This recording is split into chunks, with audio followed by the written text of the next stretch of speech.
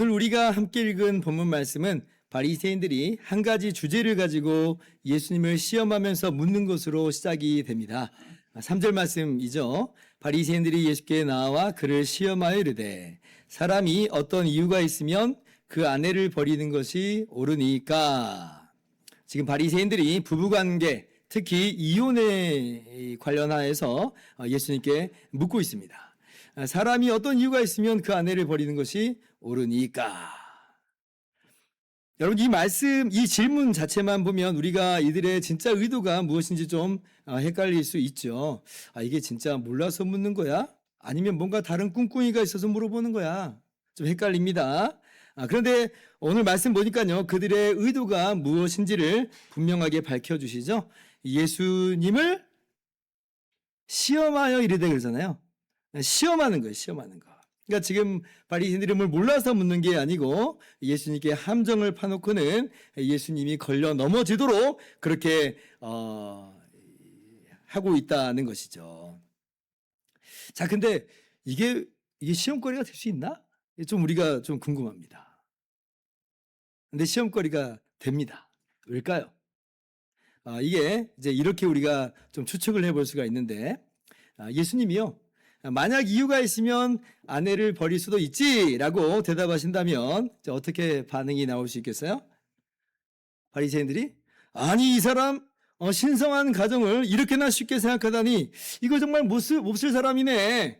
가정을 파괴하고 사회를 어지럽히는 사람 아니야? 라고 하면서 예수님을 매도하고 유대 사회 속에서 예수님을 매장시키려 둘 수 있을 것 같습니다. 그죠? 자, 그런데 반대로 예수님께서 이혼하면 안 된다라고 대답을 하시면요, 그러면 이제는 아마 이럴 것 같아요. 이중으로 올가미를 이제 씌울 텐데, 이제 먼저는 당시 갈릴리를 통치했던 헤롯의 손에 이제 빠뜨릴 수 있겠습니다. 일전에 어떤 일이 있었어요? 세례 요한이 그 헤롯 보고 아내를 버리고 동생의 아내를 취한 것은 옳지 않다라고 하는 것 때문에 세례 요한이 참수되어서 죽었잖아요. 헤롯 왕이 이렇게 죽였습니다. 그래서 예수님도 이게 헤롯에게 슬쩍 이걸 이제 이 내용을 흘려가지고 예수님을 똑같이 그렇게 궁지에 몰아 넣을 수 있다라고 하는 것이에요. 그리고 또 다른 각도로는 이렇게도 이제 예수님을 넘어뜨릴 수 있을 것인데, 자, 예수님께서 이혼하면 안 된다라고 하는 걸 가지고 이렇게 나오는 거예요. 아니, 무슨 말입니까? 성경에 분명히 그렇게 기록되어 있는데 당신의 대관절 무엇이고한데 그렇게 말합니까? 이거 성경도 모르는 사람이네, 성경을 무시하는 사람이네 라고 매도하면서 이렇게 성경을 모르고 무시하는 걸 보니 이 사람은 하나님께로부터 온 자가 아니라 라고 그렇게 낙인을 찍으려 했을 것이에요. 그러니까 이제 이 질문이 시험이 될 수가 있는 것입니다. 자, 근데요, 우리는 예수님을 시험하고자 하는 마음이 추워도 없습니다만은, 근데 사실 우리도 좀 궁금해졌어요. 과연 정답이 뭘까? 좀 궁금합니다. 사람이 어떤 이유가 있으면 아내를 버리는 것이 옳은가? 옳지 않은가? 우리는 어떻게 해야 되는가? 좀 궁금해요. 오늘 예수님께서 이렇게 말씀하여 주십니다. 4절 이하죠? 함께 같이 볼까요? 예수께서 대답하여 이르시되 사람을 지으신 이가 본래 그들을 남자와 여자로 지으시고, 5절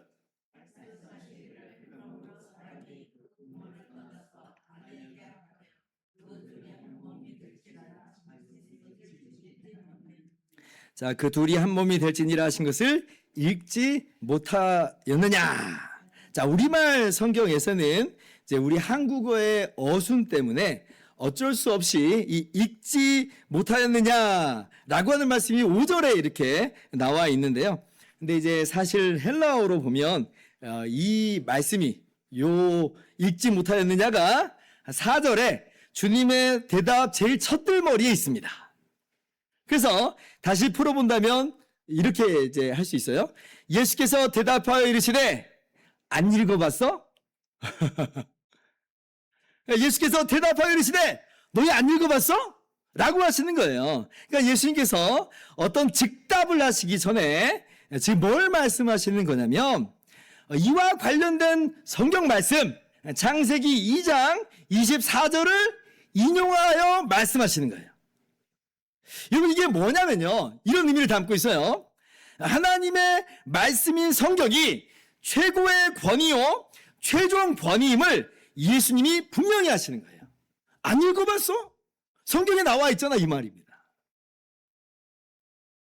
하나님의 아들 예수님은 성경을 폐하려 오신 것이 아니요, 도리어 그 성경을 이루려 오신 분임을 우리가 여기서도 분명히 알 수가 있는 것이죠.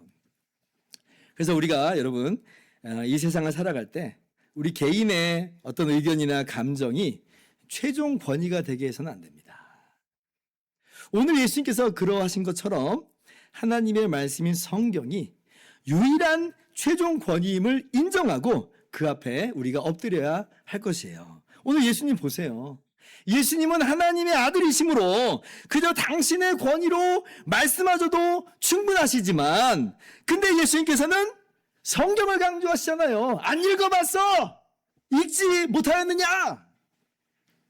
그러므로 우리는 우리의 기준과 최종 규범이 오직 성경인 줄 알아 말씀에 발맞추어 사시기를 주님의 이름으로 축원합니다.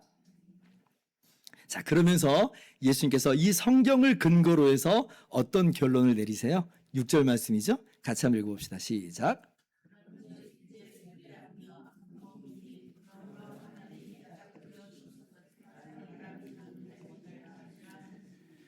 그런즉 이제 둘이 아니요 한 몸이니 하나님이 짝지어 주신 것을 사람이 나누지 못할지니라. 이것이 성경을 이 최종 권위와 근거로 하는 우리 주님의 대답입니다.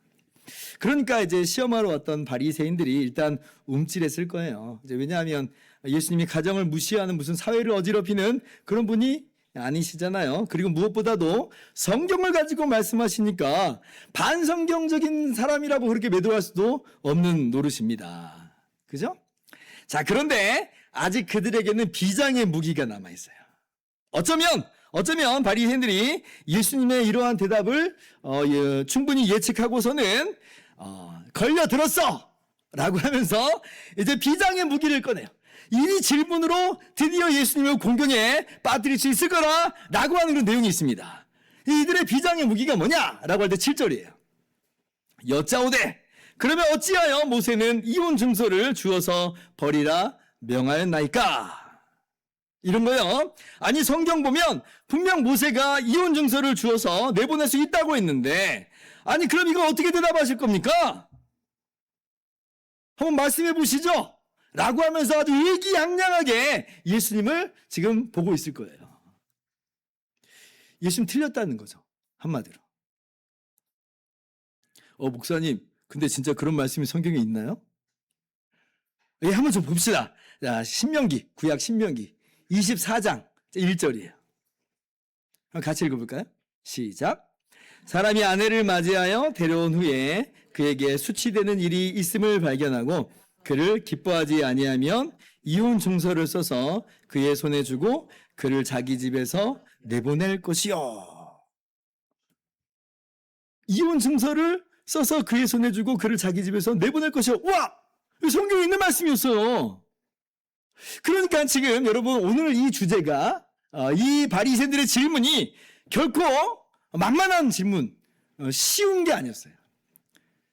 정말 고난이도의 이 지금 시험으로 예수님을 지금 무너뜨리려고 하고 있었던 것입니다. 그래서 우리도 좀 더 궁금해져요.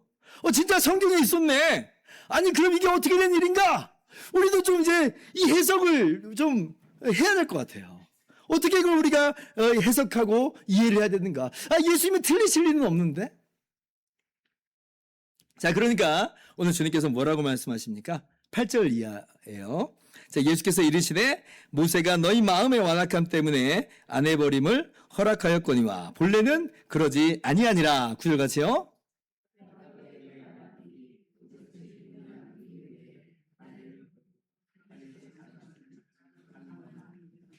자, 예수님께서 지금 신명기 24장 말씀의 원뜻을, 그러니까 그 의미와 목적을 바르게 해석하여 주시는 것으로 지금 바리새인들에게 대답을 하시는 거예요.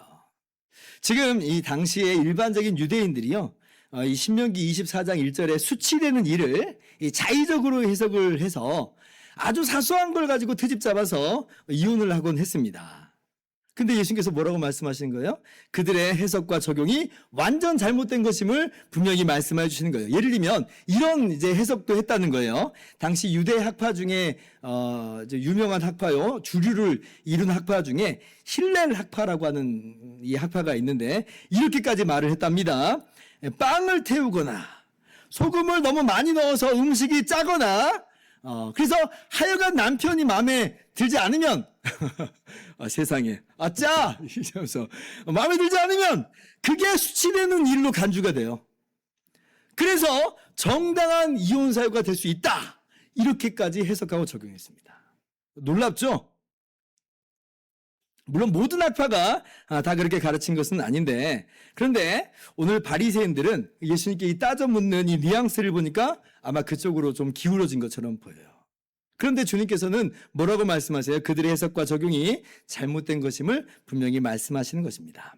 자, 그러면 우리는 어떻게 이해해야 되는가라고 할 때 여기서 우리가 두 가지를 다 알아야 하겠는데요. 자, 먼저는 이러한 이혼 절차가 근본적으로는 남자들이 이걸 가지고 여성들을 마음대로 휘두르라 하는 것으로 주신 것이 아니라 오히려 여성의 인권과 생계를 보호하기 위한 조치였다라고 하는 것을 우리가 알아야 합니다. 이게 무슨 의미냐면요. 고대 근동은 가부장적인 사회였습니다. 남자가 가정을 먹여 살려야만 하는 그런 사회 구조를 가지고 있었습니다. 심지어 이제 일부 일처가 아니라 일부 다처까지도 자행되고 있는 그런 이제 시기였던 것이에요. 근데 이제 그런 상황에서 만약 이혼이 전면 금지다라고 할 경우에는 이제 마음에 들지 않는 아내를 아주 억압하고 그냥 학대하면서 아주 말려 죽이는 일이 있을 수 있어요.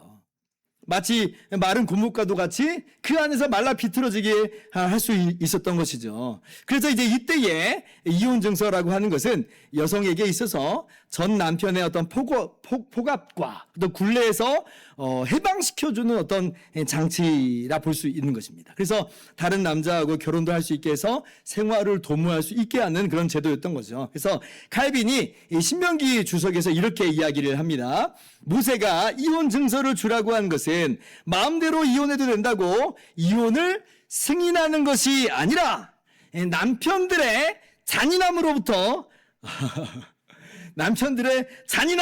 가련한 여인들을 보호하고 그들에게 최소한의 인도적 권리를 찾아주기 위함이다. 오늘날 남편들은 우리 그렇게 잔인하지 않아요.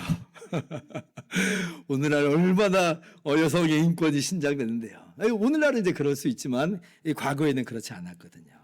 그 남편들의 잔인함으로부터 보호하시는 거다. 충분히 우리가 이해가 됩니다. 그래서 이혼이 허용되었다라고 하는 거예요. 자, 그런데 여러분 이러한 내용과 더불어서 우리가 이것보다 더욱더 중요한 내용이 여기에 있다라고 하는 걸 우리가 알아야 됩니다. 더 중요한 내용이 있어요. 그게 뭐냐면 다름 아니라 이 신명기 말씀에서 수치되는 것이 과연 뭐냐라고 하는 거예요. 과연 뭐냐? 지금 이 수치되는 것이 이혼의 타당한 조건으로 언급되고 있는데요. 과연 이게 무슨 빵을 태우는 그런 종류의 일인 거냐? 바로 얼마 전에 우리 교회 청년 하나가 바로 이 본문 가지고 저에게 질문을 한 적이 있습니다. 여러분도 한번 생각해 보세요. 굉장히 심오한 질문이었어요. 어떤 질문이었냐면 예수님께서 분명히 오늘 마태복음 19장 9절에 누구든지 음행한 이유 외에 아내를 버리고 다른 데 장가드는 것은 간음이라고 말씀하셨잖아요. 자, 그런데 만약에 수치되는 일이 음행이 아닌데 어찌되었건 그게 이유가 돼서 빌미가 돼서 이혼하고 다른 사람과 결혼을 하면 그렇다면 그건 간음을 저지른 거 아닙니까? 이렇게 물어봤어요. 이해가 되셨어요? 자, 심지어 그렇다면 구약 신명기 말씀에서 이 수치되는 일이 음행이 아닌데도 하나님께서 이혼을 가능하게 하신 거라면 그러면 하나님께서 오늘 예수님 말씀을 따르면 간음을 조장하거나 방조하는 셈이 되는 것 아닙니까? 라고 물어봤어요. 이야, 깊다.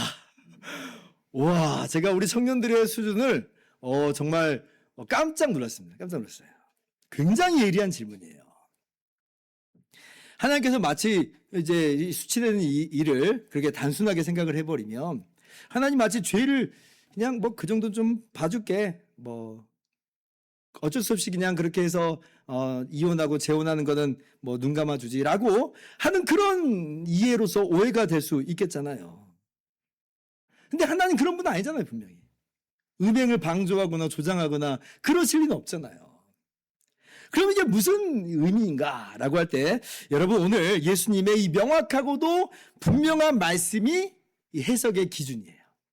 예수님의 이 말씀이 기준이 되어서 우리가 이 신명기에 약간 두리뭉실하게 쓰여진 수치되는 일이 무엇인지를 우리가 해석을 해야 된다 이 말이에요. 라고 할 때 여러분, 이 수치되는 일은 무슨 빵 태우는 그런 종류의 수준의 일이 아닌 것이고요. 오히려 이것은 주로 음행과 관련된 일이라고 하는 것을 우리가 알 수가 있는 것입니다. 실제로 그래서 당시에 유대 학파 중에서 샴마이 학파는 그렇게 해석을 했어요. 자, 쉽게 설명을 드린다면 배우자의 음행으로 이미 한몸된 관계가 파탄이 나버렸기 때문에, 수치되는 일로 말미암아 파탄이 나버렸기 때문에 그때는 이 파탄 난 관계를 파탄 났다고 공식적으로 선언하는 것으로 이혼 증서를 주게 한 것이다 라고 하는 거예요. 그 외에 다른 이유로 이혼 증서를 주게 하신 것이 아니라는 거예요. 이미 음행과 관련된 것으로 이미 관계가 깨져버렸어요. 파탄 나버렸어요. 그러니 그것을 이혼 증서로서 공식적으로 선언하는 것이다. 그래서 하나님께서 무슨 이혼을 방조한다든지 용인한다든지 음행을 그렇게 해서 마치 묵인한다든지 그러한 모양새가 전혀 아닌 것입니다. 그래서 오늘 본문 8절을 다시 보면 보세요. 예수께서 이르시되 모세가 너희 마음의 완악함 때문에 아내 버림을 허락하였거니와 본래는 그렇지 아니하니라 말씀하시죠. 여기 마음의 완악함이라고 하는 이 번역은 사실 한 단어예요. 원문으로 보면 한 단어입니다. 근데 이제 저희 학교 교수님께서는 이 마음의 완악함보다는 완악한 마음 이렇게 번역하는 것이 더 좋다 이렇게 말씀을 하시더라고요. 완악한 마음 때문에.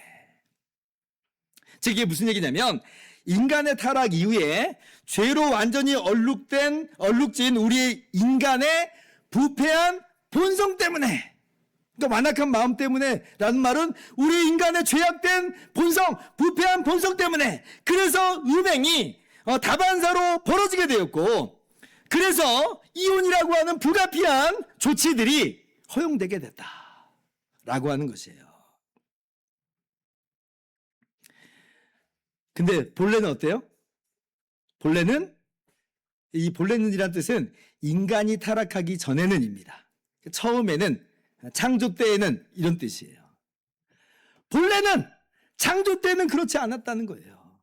이혼이라고 하는 것은 하나님의 원래 의의 중에 없었던 것이다 라고 말씀하신 거죠. 그죠? 음행이 있지 않은 그런 곳에서 나눠짐이 있을 수 없는 거잖아요. 하나님의 의도는 남자와 여자가 한 몸을 이루는 것이, 그렇게 하나님께서 그 한 몸됨 안에서 행복을 누리게 하신 것이 바로 하나님의 의도라고 하는 거예요. 여러분, 그러니 하나님께서 이 죄로 어그러진 이 세상이, 한 몸됨이 깨져버린 이 세상이 얼마나 마음이 아프시겠어요. 원래 주님의 의도는 그게 아닌데, 정말 하나님께서는 너무나도 아름답게 가정과 사회와 이 세상을 만드셨는데 근데 엉망진창이 돼버린 거예요. 인간의 완악함 때문에. 우리가 우리 주님의 의도를 분명히 알 수 있어야 되겠습니다. 목사님, 근데 그러면 한 가지 질문이 더 있어요. 그러니까 수치되는 일이 그 음행이라고 한다면, 근데 구약에서는 그러면 사형에 처하라고 했잖아요. 라고 이제 하는 궁금함이 좀 있어요. 예, 맞습니다. 맞아요. 자, 그런데 구약을 보면 동시에 우리가 또 이러한 저러한 다양한 케이스들도 함께 보게 됩니다. 대표적으로 어떤 케이스가 있냐면 호세아 선지자의 아내였던 고멜 사건이 우리가 보게 되는 하나의 케이스입니다. 그때 이제 고멜이 음행을 저지르잖아요. 남편을 떠나 지금 음행을 저지릅니다. 그리고 지금 자기 집으로 가버렸어요. 그러면 그 고멜은 어떻게 해야 돼요? 율법을 따른다면 잡아다가 사형에 처해야 되는 거죠. 자, 그런데 하나님께서 호세아 선지자에게 뭐라고 말씀하세요? 오히려 그 음탕한 고멜을 집으로 다시 데리고 와라 이렇게 말씀하시죠.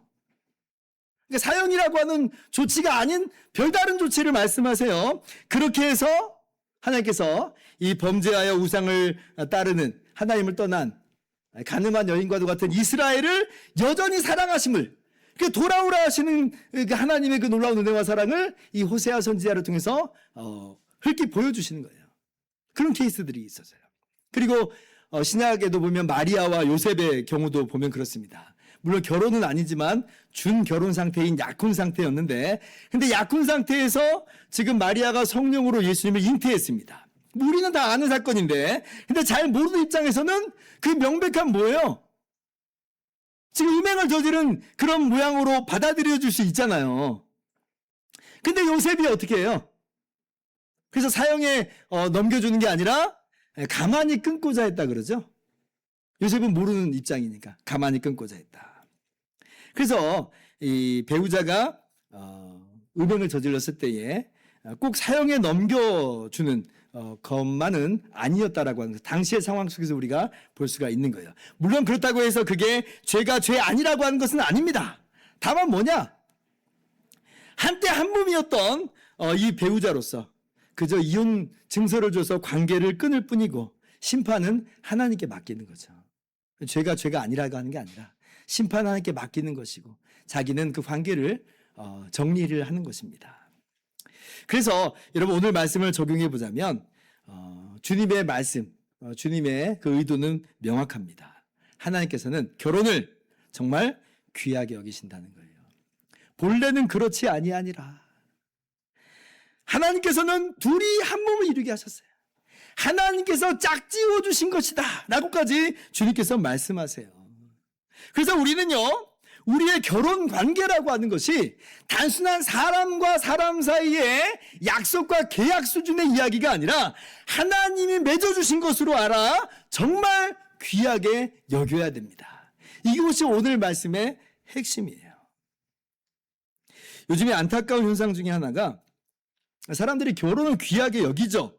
근데 귀하게는 여기는데, 그런데 그것을 어디까지나 어떤 당사자들끼리의 어떤 약속이나 계약 정도로 여길 뿐이지 하나님께서 짝지어 주신 것으로는 생각하지 않는다는 거예요.